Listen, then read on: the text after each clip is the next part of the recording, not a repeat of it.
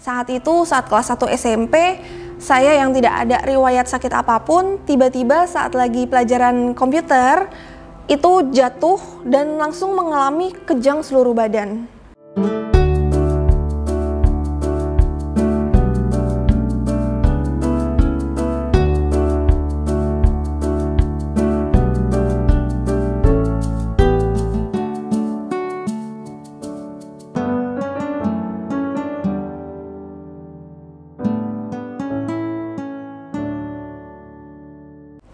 Halo para sobat headset yang luar biasa, senang sekali ya hari ini kita bisa bertemu.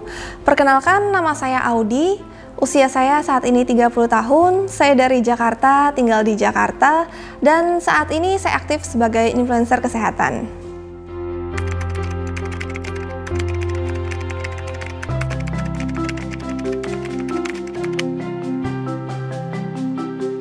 Saya adalah seorang OD atau singkatannya orang dengan epilepsi. Kalau ditanya sejak kapan sih saya menjadi OD, saya mengalami epilepsi. Saya mengalami epilepsi itu sekitar tahun 2005. Saat itu saya usia 12 tahun. Basically sebenarnya saya tidak ada riwayat sakit apa-apa ya. Bahkan saat tahun 2005 itu saya adalah seorang atlet renang.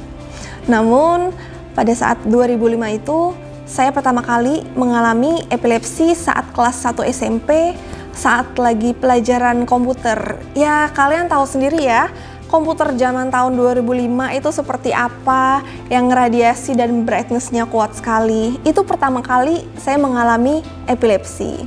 Kalau ditanya perasaannya gimana, ya udah pasti down sekali ya, yang basically saya nggak ada sakit apa-apa gitu. Lalu bagaimana tuh merawatnya, pengobatannya? Saat itu saya pastinya orang tua langsung membawa saya ke rumah sakit, langsung ke dokter. Dokter memvonis saya saat itu dan pastinya membuat saya down sekali, keluarga juga down. Lalu juga karena belum paham ya mengenai medis, mengenai dokter-dokter yang terbaik gimana.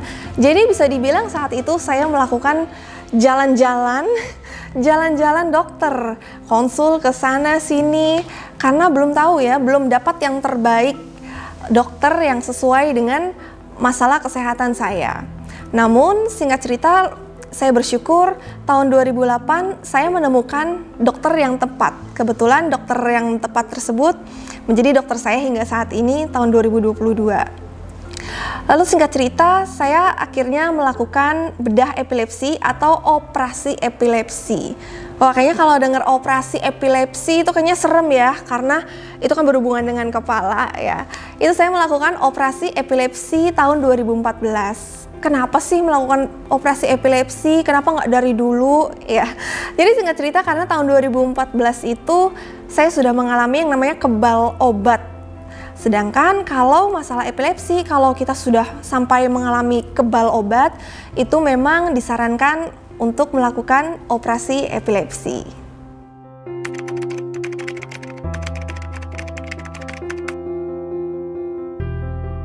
Terus kalau ditanya epilepsi itu apa sih, kayak gimana sih? Ya mungkin pada taunya itu kalau namanya tuh ayan ya, betul kan ya? Iya, ayan. Wah, Audi mengalami ayan gitu. Tapi kalau ayan itu bisa dibilang itu adalah bahasa yang jadulnya ya. Kalau sekarang bahasa medisnya itu adalah epilepsi. Saat itu, saat kelas 1 SMP, saya yang tidak ada riwayat sakit apapun, tiba-tiba saat lagi pelajaran komputer, itu jatuh dan langsung mengalami kejang seluruh badan. Kejang seluruh badan dan tanpa saya sadar juga gitu. Jadi tanpa saya sadar, saya langsung jatuh mengalami kejang seluruh badan. Jadi epilepsi yang saya alami kurang lebih seperti itu.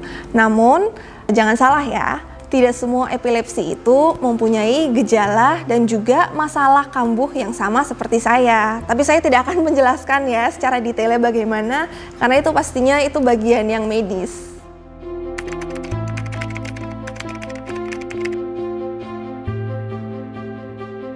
Lalu kalau ditanya nih, terus epilepsinya Audi itu seperti apa sih? Ya, jadi mungkin kalau yang diketahui oleh banyak orang itu kan epilepsi itu kan kejang ya, kejang kayak kesurupan, bahkan pada bilangnya gitu, kesurupan ya.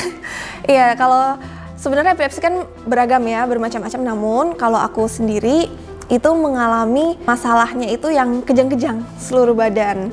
Dan saat kejang-kejang seluruh badan itu, yang tadinya itu sebenarnya tidak disadari ya, tidak disadari, yang tadinya lagi mungkin ngobrol seperti ini ya, ngobrol biasa seperti ini, lalu tiba-tiba tidak sadar dan langsung kejang seluruh badan.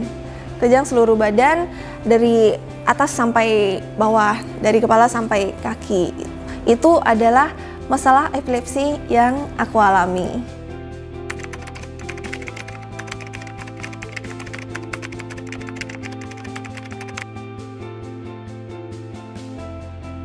Lalu kalau kita membahas nih, Audi, bagaimana sih cara merawat diri dalam masalah epilepsinya? Aku juga ada masalah epilepsi, itu aku harus bagaimana ya? Apakah aku harus ke dokter terus, minum obat terus, atau bahkan kayak Audi, aku harus operasi? Itu bagaimana sih solusinya? Nah, jadi gini ya guys, masalah epilepsi orang itu kan pasti berbeda-beda ya. Kalau aku kan pastinya tidak bisa memberikan solusi ya. Maksud aku bilang, iya kamu minum obat aja atau udah kamu operasi aja, itu nggak mungkin ya. Aku yang memberikan solusi. Tapi balik lagi yang tadi aku bilang, kalau masalah epilepsi orang itu kan berbeda-beda. Jadi solusinya pun berbeda-beda. Jadi kalau menurut aku bisa dikonsultasikan dengan dokternya masing-masing. Dan percaya kalau dokter kita pasti akan memberikan solusi yang terbaik untuk kita para pasiennya. Jadi mungkin bisa dikonsultasikan ya ke dokternya masing-masing. Lalu kalau misalnya bukan dibilang ya, aku pernah tulis ya, Kak Audi kayaknya hoki banget sih, pasien yang hoki banget sih gitu ya. Kalau misalnya ditanya hokinya tuh bagaimana sih? Tapi kalau perkataan dalam hati aku yang sebenarnya tuh dalam diri aku ya, aku menganggap semua masalah aku, tapi ini kita lagi membahas masalah epilepsi aku ya. Semua masalah epilepsi aku yang terjadi dalam diri aku itu udah pasti atas seizin Tuhan. Itu udah pasti dari rencana Tuhan yang luar biasa pastinya untuk kita. Lalu makanya kenapa aku selalu mengatakan aku hoki, yang padahal sebenarnya aku tuh mungkin kambuh tengah jalan, tapi aku selalu bilang, aduh aku hoki ya, ada yang bantu aku gitu. Karena aku yakin ada yang bantu aku, itu adalah bantuan dari Tuhan. Jadi pokoknya semua yang aku alami, aku tuh selalu bilang dalam kata awamnya itu hoki ya. Padahal maksud aku, hoki yang aku alami itu karena aku percaya itu semua sesuai dengan rencana Tuhan, dan Tuhan pasti akan memberikan yang terbaik. Dan makanya kenapa hoki, makanya kenapa aku bisa sampai ada di sini, itu juga pastinya karena hokinya tersebut ya.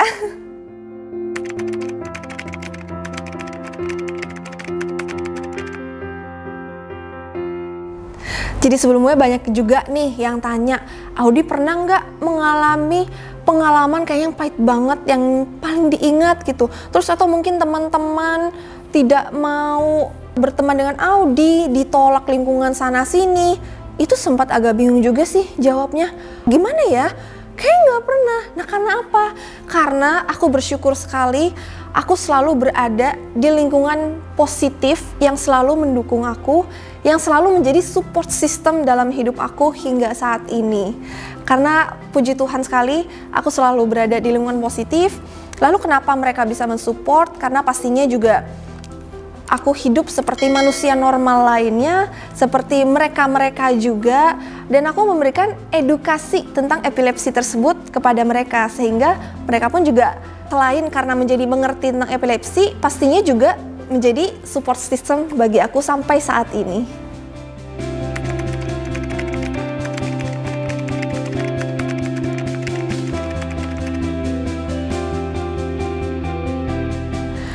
Lalu memang aku juga sering ya memberikan edukasi tentang epilepsi, khususnya tentang bedah epilepsi bersama tim medis dari profesor, dari dokter.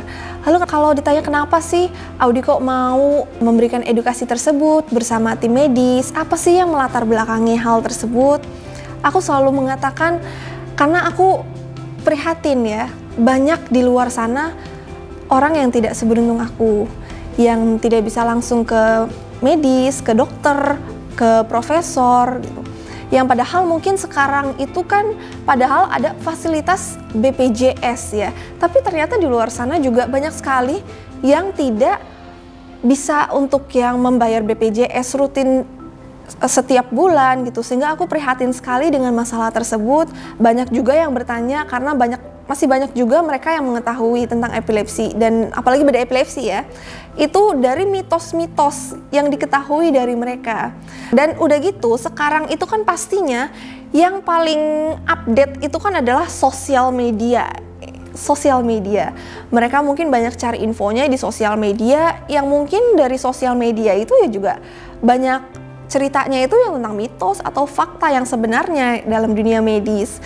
Maka dari itu yang mendorong aku ya untuk aku akhirnya bekerjasama dengan tim medis, profesor, dokter untuk membuat edukasi tentang epilepsi lewat konten YouTube. Dan di konten YouTube itu juga aku banyak menanyakan, berdiskusi dengan profesor, dengan dokter mengenai hal-hal epilepsi yang sering ditanyakan oleh pasien di luar sana. Dan aku bersyukur ternyata konten tersebut itu bermanfaat bagi mereka, semakin membuka mata masyarakat mengenai epilepsi dan bedah epilepsi.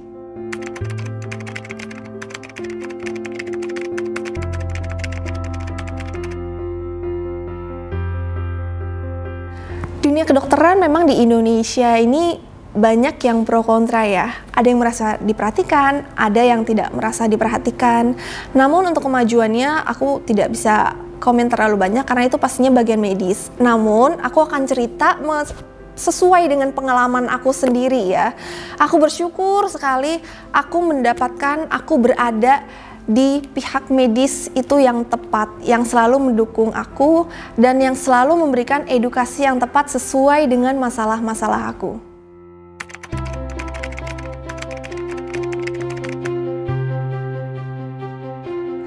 Iya, kalau sekarang mungkin kita akan bahas yang agak santai ya, yang sesuai dengan hobi juga ya.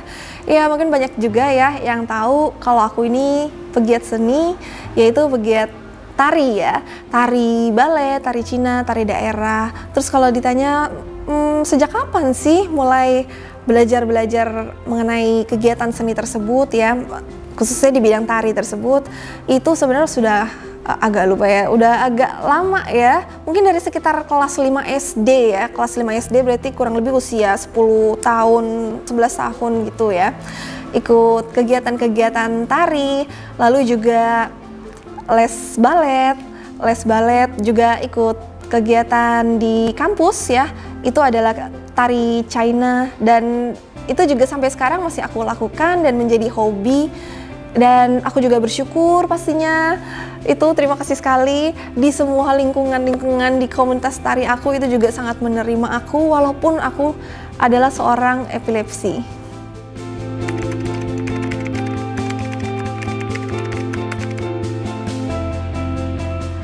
Kalau ditanya apakah menari itu bermasalah dengan epilepsi atau ada hubungannya dengan epilepsi ya, itu sebenarnya balik lagi ya ke pribadi masing-masing tiap pasien ya.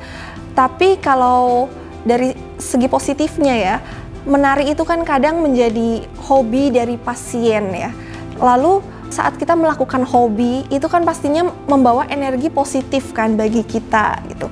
Jadi kalau aku pribadi, aku jujur selama aku melakukan kegiatan menari, aku tidak pernah yang sampai mengalami kekambuhan dari epilepsi aku tersebut. Namun sebenarnya balik lagi ke aturan seorang epilepsi, yaitu tidak boleh terlalu capek.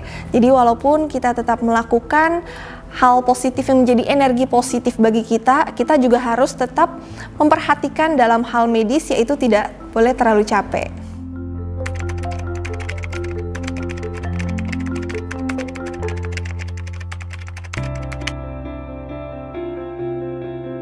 Terus juga banyak yang suka tanya nih, karena lihat Instagram ya, mungkin kayaknya kok Audi hobi jalan-jalan, dan apakah jalan-jalan itu juga ada masalahnya dengan epilepsi atau sebaliknya, apakah epilepsi juga ada hubungannya dengan jalan-jalan? Itu juga sebenarnya balik lagi ke aturan seorang OD ya pada awalnya gitu. Kalau hobi jalan-jalan ya siapa sih yang nggak suka jalan-jalan? Pasti sukanya jalan-jalan ya, traveling kemana-mana untuk hiburan diri sendiri juga.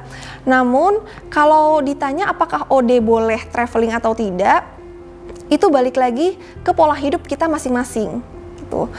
dalam kita melakukan traveling, pastinya kita juga menjaga pola hidup kita yang tidak boleh terlalu capek, terus juga harus tetap minum obat sesuai aturannya, sesuai jamnya, yang pokoknya jaga kesehatan sesuai dengan yang kalian ketahui lah tentang diri kalian masing-masing dalam menjaga epilepsinya.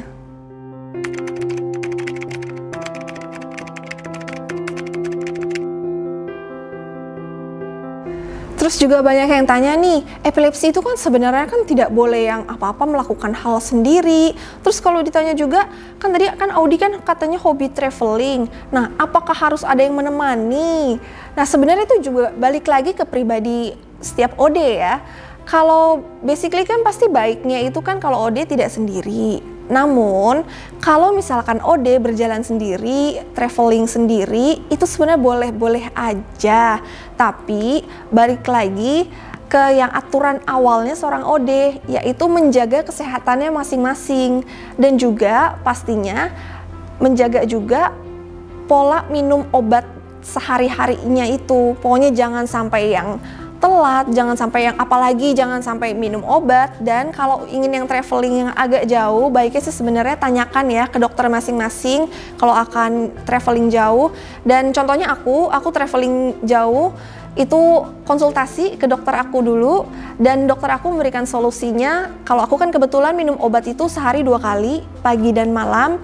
Tapi saat itu aku konsul, dokter memberikan solusi kalau minum obatnya ditambah jadi sehari 3 kali, pagi, siang, malam. Dan puji Tuhan itu juga membantu ya untuk kesehatan aku. Tapi balik lagi itu beda-beda kepada tiap pasien. Jadi silakan konsultasikan ke dokter masing-masing.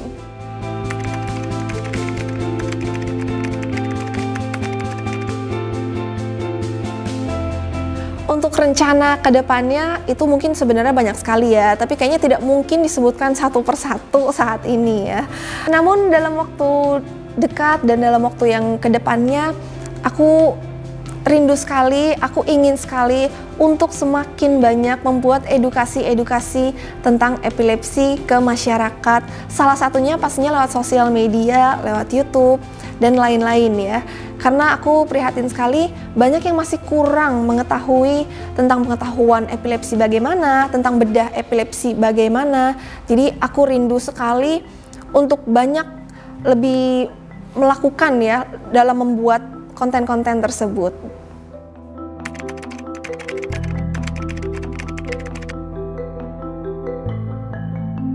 Pesan yang ingin aku sampaikan untuk para sahabat OD, jangan jadikan epilepsi itu adalah kekurangan kalian, tapi jadikan epilepsi itu adalah kelebihan kalian lewat bakat kalian, lewat talenta kalian, dan pastinya lewat semangat hidup kalian.